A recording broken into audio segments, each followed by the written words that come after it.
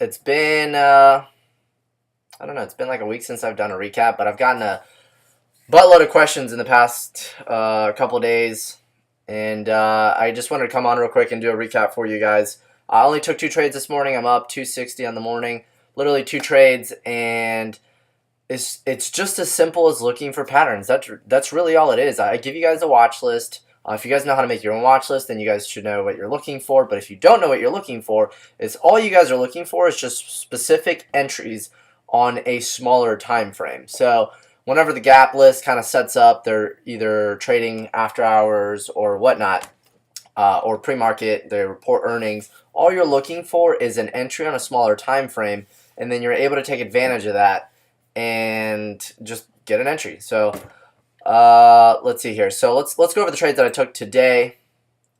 Let's put these in chronological order. I kind of held these for quite a while, but with me holding them quite a while, hold on, let me put myself back up here. Float on top. There we go. All right, so with me holding them for a while and them pulling back, I was actually able to add a little bit, and then it broke out to the upside or the downside, which is, it's kind of funny because I took actually one long and one short. And if you guys have been paying attention to the market this morning, it's been selling off. Some news about Turkey. So that's what the markets look like this morning. Actually, I kind of wonder. Apple's not really doing much. Netflix is selling off. What was it? Netflix? Netflix is selling off. What was the other one? AMZN. Yeah, so they're all doing exactly the same as the market. So all the FANG stocks are basically selling off. All right, but now let's talk about the actual trades I took this morning. Now, this is basically one of my go-to patterns right here. So opening range breakdown, it comes down. My stop is up here. I took my shares, pulled all the way back, sold off, sold off. Now, if you'll notice here, I took the trade right at 937, so it's right here in this candle as it broke down below, but it immediately kind of came back to 122. But my stop was up here at 122.50, so I was never really in any danger of getting kicked out. Now, I came back down, sold off all the way to 119.01, and I kind of wish I would have taken it then. I was up like $150 or so, and I didn't take it. I wanted to get down to 118.60 or so. That would have given me a 2-to-1. But this candle got aggressively bought back up. So what this means is that it sold off, hit 119 right at the number, and buyers just started coming up and scooping the shares up.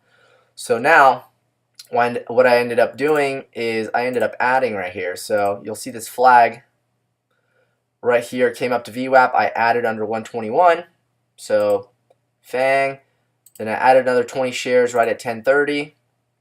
So right here as it broke down below the 121, and my average was 120.99. So no slippage or anything like that. So I got rid of the shares. I sold off a third right at 119.99, so down here, and I sold another. Let's see here, another 33, 199.30 or 119.83, and then the rest at 119 or God, I can't talk today. So 119.93. So basically, what I saw during that time is I saw this, and it was consolidating. And what I was afraid of, what I was afraid of is of this happening. So let me take this one off here. And I was afraid that it was going to start climbing back up. Because remember, guys, the way that a triangle forms is that buyers or sellers, they get impatient, and instead of it coming all the way back down to 119 and then start getting bought back up, what they'll do is they will actually come up and then start buying sooner, which means that they would start coming up and buying around 119.50, 120-ish, and then it starts building and building and building. They keep going up. So that's what I was afraid of, but as you can see, it actually ended up not happening, and now it's broken down below 119. So I could have essentially hit my target of 1-to-1, but I basically took the 1-to-1 on this one. Or I mean, I could have gotten my target of 2-to-1, it looks like, but I just took the 1-to-1 and I got out of it. So let's see here. The other trade I took was PETQ. Come on. PETQ. All right. So PETQ was actually one of my main candidates this morning for long, but this one took a while. Like I said earlier, the market's been selling off this morning, so it was counter trend, but it's been relatively strong, so I decided to take a position in it. So PETQ, I actually ended up making more money on it because I ended up adding to the position. So what I ended up taking here is this opening range break up.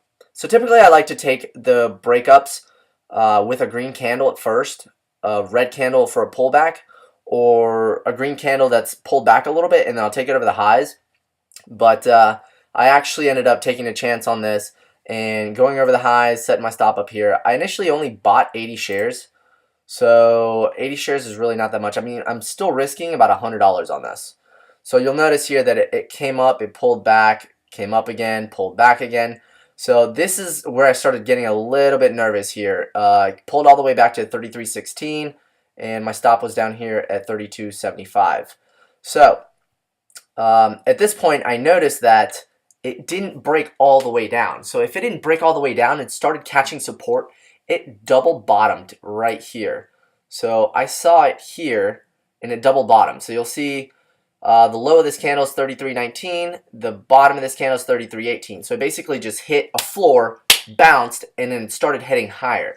When I noticed that it started heading higher, what I did is I drew a trend line, meaning that we're trending up, and I added another 40 shares. On the way back up, I added another 40 shares, bringing my average to, let's see, what was it?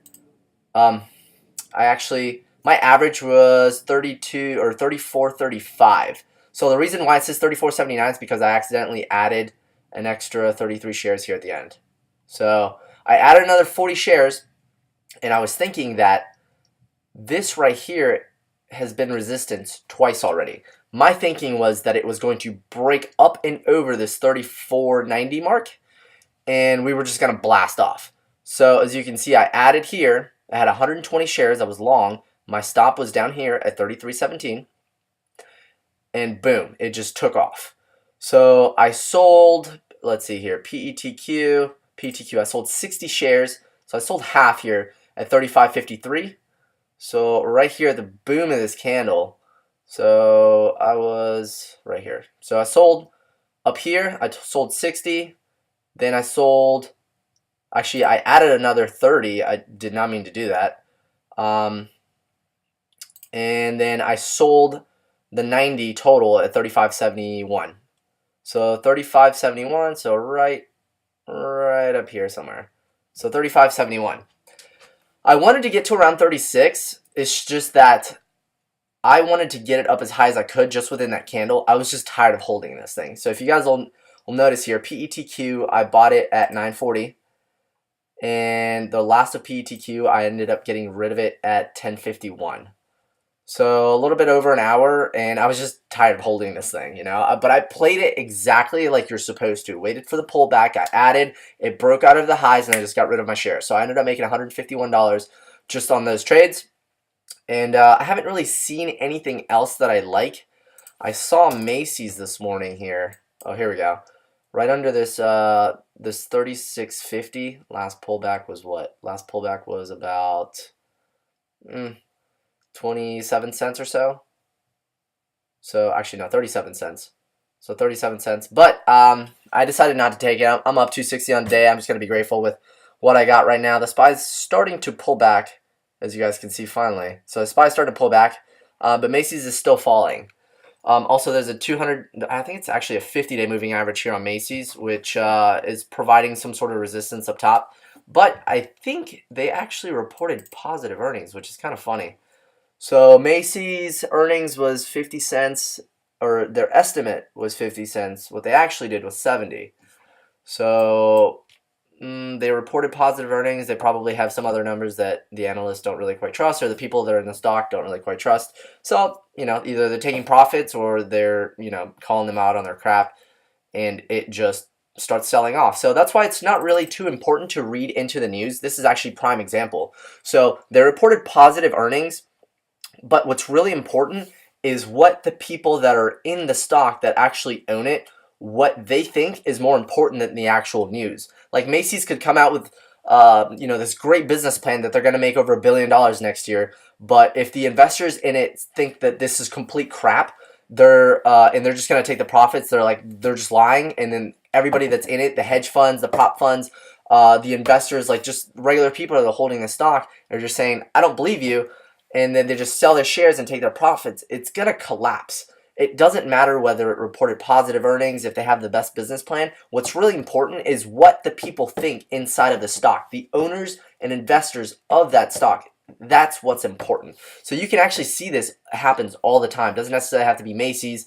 It could happen on Apple. Actually, that happens to Apple all the time. Whenever they release a new phone, their shares just plummet for a little while. So, yeah, I think that's definitely a good example. If you guys have any questions, make sure to put it down in the comment section below. If you guys have not joined our Facebook group, make sure to do that. The link will be down in the description. And if you guys are wondering how I day trade, and if you guys want to learn my patterns, what I'm looking for, how to make a watch list, I have a full course that I made for you guys. Check out the description below, and I'll talk to you guys later. All right, bye.